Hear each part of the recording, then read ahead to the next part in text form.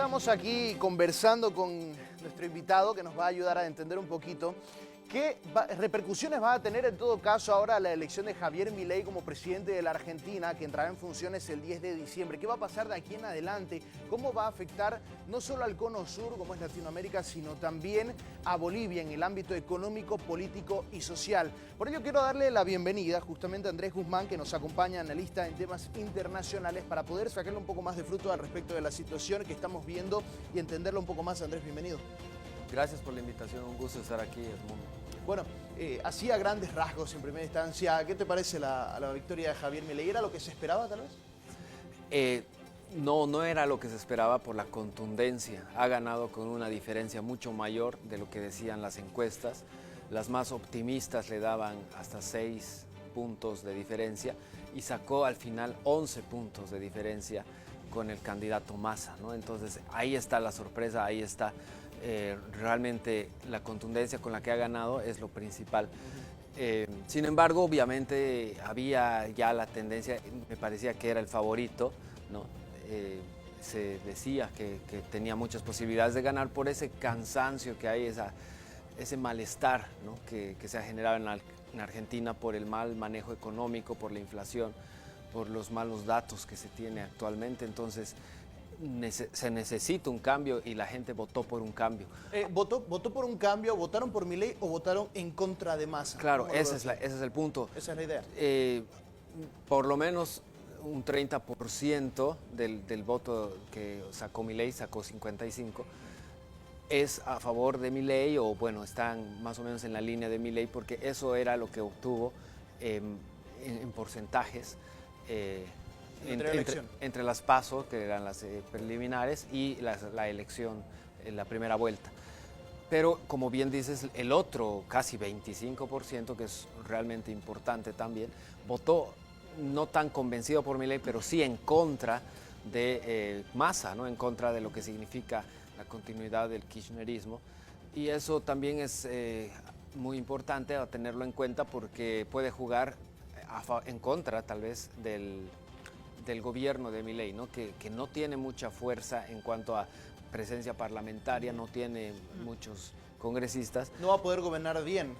Va a ser difícil, va a ser complicado. Y por eso son muy importantes las primeras señales que él dé para la unidad, que ya empezó ayer con el discurso, ¿no? Y de aglutinar. Hablando de unidad, perdón Andrés que te corte, pero entonces quiere decir que Milei va a tener que buscar entonces unidad o algunas alianzas dentro del Parlamento para poder gobernar, porque si no se le va a hacer un poco complicado. ¿O cómo va a ser en todo caso? Claro, definitivamente necesita alianzas, necesita conversar, dialogar con el peronismo, que también está un poco dividido, y sobre todo con Juntos por el Cambio, que es el partido que lo ha apoyado, el partido de Macri, o la alianza de partidos de Macri, pero que no todos están muy en la línea de Milei, ¿no? Porque es como que lo apoyaron para que no esté Massa, pero después ellos van a estar en su propia corriente dentro del Parlamento. Correcto, y porque además los Juntos por el Cambio son varios partidos. Uno de ellos, el PRO, es el que definitivamente lo apoya, que es el de Patricia Bullrich, pero los demás definitivamente no están tan convencidos, entonces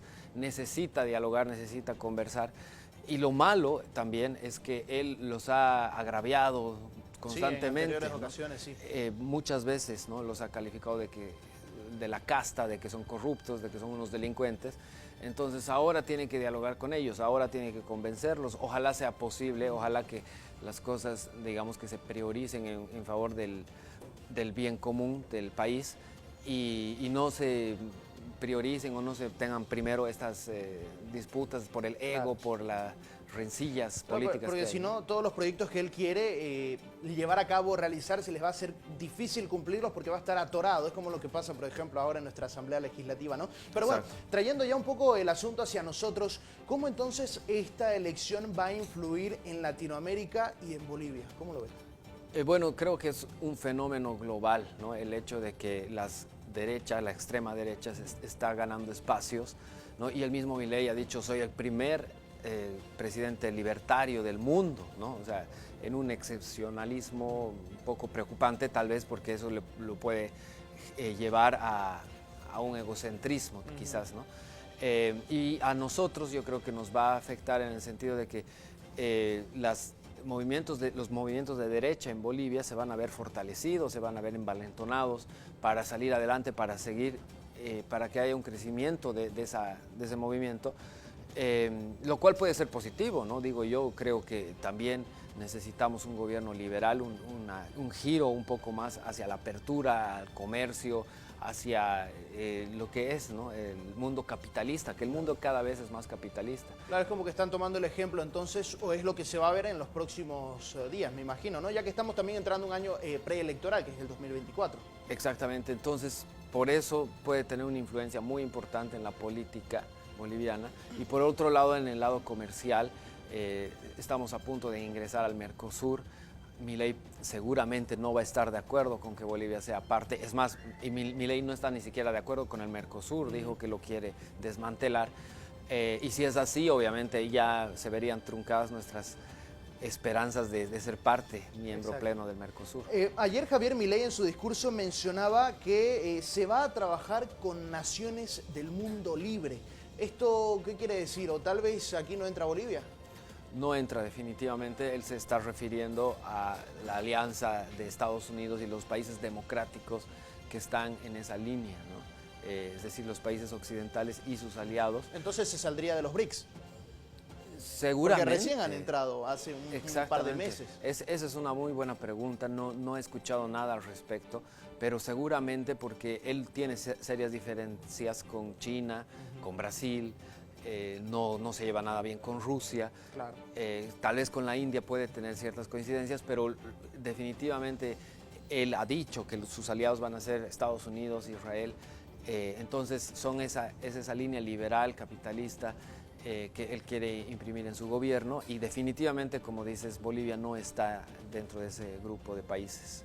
En este caso, como mencionábamos hace un momento, Andrés, que se va a tomar tal vez el ejemplo de parte de la derecha en Bolivia para ver cómo configurarse, ¿no?, de aquí a las próximas elecciones, pero tal vez también tendría un efecto en el gobierno actual. A ver, estamos hablando de un economista que está entrando a ser presidente, o tal vez le podría suceder lo mismo que le pasó al economista que tenemos ahora como presidente, porque la situación se le fue complicando. Entonces, ¿podríamos tener tal vez una similitud en gobiernos, o cómo ves las proyecciones al respecto de lo que va a pasar en Argentina? Bueno, no creo, porque el enfoque es, efectivamente son economistas, pero son economistas totalmente diferentes. De otras líneas. De otra línea, un liberal en Argentina, y aquí tenemos un socialista, ¿no?, keynesiano.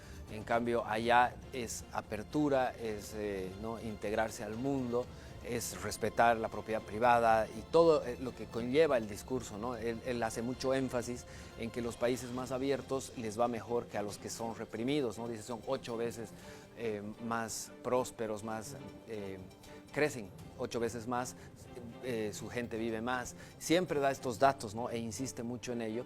Y es cierto, ¿no?, les va mejor a quienes más se abren, a quienes más tienen apertura. Claro. Y ahora, claro, hay ciertos casos como el de China, por ejemplo, que tiene una economía mixta, ¿no?, en que hay un comunismo y al mismo tiempo un capitalismo de Estado.